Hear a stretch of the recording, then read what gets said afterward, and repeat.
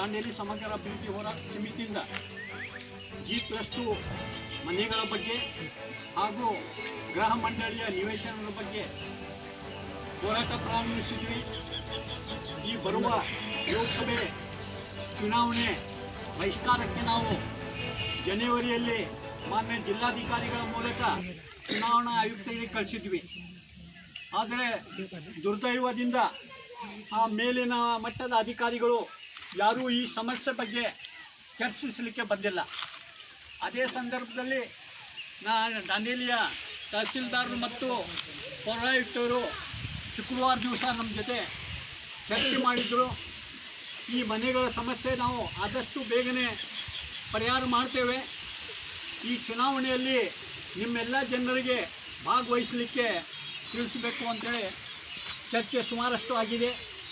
ಅದು ಬರವಣಿಗೆಯಲ್ಲೂ ಸಹ ಆಗಿದೆ.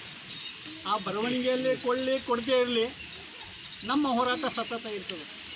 ಎಲ್ಲಿವರೆಗೆ 850 ಮನೆ ಸಿಗುವುದಿಲ್ಲ, 3400 ಜನರಿಗೆ ನಿವೇಶನ ಸಿಗುವುದಿಲ್ಲ, ಅಲ್ಲಿವರೆಗೆ ನಮ್ಮ ಹೋರಾಟ ಕಂಟಿನ್ಯೂ ಇರ್ತದೆ.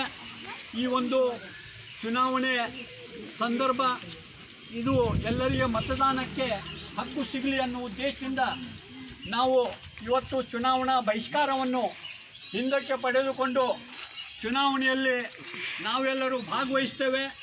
ಮುಂದಿನ ದಿನಗಳಲ್ಲಿ ನಮ್ಮ ಸಮಸ್ಯೆ ಪರಿಹಾರ ಮಾಡಬೇಕು ಅಂತ ನಾವು ಈ ಮೂಲಕ ಒತ್ತಾಯ ಮಾಡ್ತೇವೆ. ಇದೇ ಸಂದರ್ಭದಲ್ಲಿ ನಮ್ಮ ಈ ಸಮಸ್ಯೆ ಯಾವುದೇ ರಾಜಕೀಯ ಪಕ್ಷಕ್ಕೆ ಇನ್ನೂವರೆಗೆ ಬಿಸಿ ತಟ್ಟಿಲ್ಲ. ಯಾವುದೇ ರಾಜಕೀಯ ಪಕ್ಷದವರು ಈ ವಿಷಯದ ಬಗ್ಗೆ ಮಾತಾಡ್ತಾ ಇಲ್ಲ. ಅವರು ಬರೀ ಓಟಿಗೆ ಮಾತಾಡ್ತಾ ಇದ್ದಾರೆ. ಈಗ ಮತ್ತೆ ಯಾವಾಗ ಚುನಾವಣೆ ಬರ್ತದೆ ಆ ಸಂದರ್ಭದಲ್ಲಿ ಚುನಾವಣೆಗೆ ಮಾತಾಡ್ತಾರೆ. ಈ ಪರಿಸ್ಥಿತಿ ಇವತ್ತು ನಮ್ಮ ದಾಂಡೇಲಿ ನಗರದಿದೆ. ದಾಂಡೇಲಿಯಲ್ಲಿ ರೈಲ್ವೆಗೆ ಬೇಕಾದಷ್ಟು ಸಮಸ್ಯೆ ಇದೆ. ರೈಲ್ವೆ ಸ್ಟೇಷನ್ ರೆಡಿ ಇದೆ, ರೈಲ್ವೆ ಬರ್ತಾ ಇಲ್ಲ. ಆದರೆ ಬೇರೆ ಕಡೆ ಹೋಗಿ ನಮ್ಮ ಲೀಡರ್ಸ್ ಮಾತಾಡ್ತಾರೆ, ನಮ್ಮ ಜಿಲ್ಲೆಯ ಬೇರೆ ಬೇರೆ ವಿಷಯ ಬಗ್ಗೆ ಮಾತಾಡ್ತಾರೆ. ಆದರೆ ದಾಂಡೇಲಿ ವಿಷಯದ ಬಗ್ಗೆ ಯಾರೂ ಒಬ್ಬರು ಮಾತನಾಡುವುದಿಲ್ಲ. ಅವರ ತಲೆಯಲ್ಲಿ ಒಂದಿದೆ, ದುಡ್ಡು ಕೊಟ್ಟರೆ ಓಟ್ ಹಾಕ್ತಾರೆ ಅಂಥೇಳಿ. ಇವತ್ತು ಏನು ಮಾಡ್ತಾ ಇದ್ದಾರೆ, ದುಡ್ಡು ಕೊಟ್ಟು ನಮಗೆ ಗುಲಾಮರನ್ನಾಗಿ ಇವತ್ತು ಮಾಡಿಕೊಡ್ತಾ ಇದ್ದಾರೆ. ಇದು ಸರಿಯಾದ ಕ್ರಮ ಇಲ್ಲ. ಮುಂದೇನು ಚುನಾವಣೆ ಬರ್ತದೆ, ಮುಂದೇನು ಬೇರೆ ಬೇರೆ ಚಟುವಟಿಕೆ ಬರ್ತದೆ. ಆ ಸಂದರ್ಭದಲ್ಲಿಯೂ ಸಹ ನಾವು ಮಾಡಲಿಕ್ಕೆ ನಮಗೆ ಶಕ್ತಿ ಇದೆ.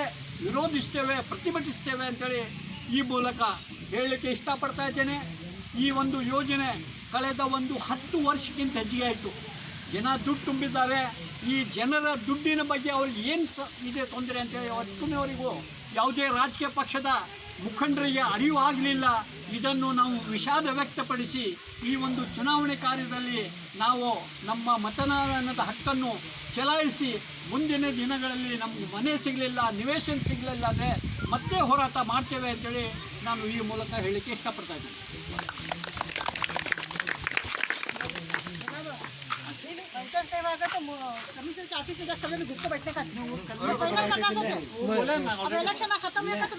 सात तारीख को इलेक्शन खत्म होता, 8 तारीख को जाकर छोड़ना अपन।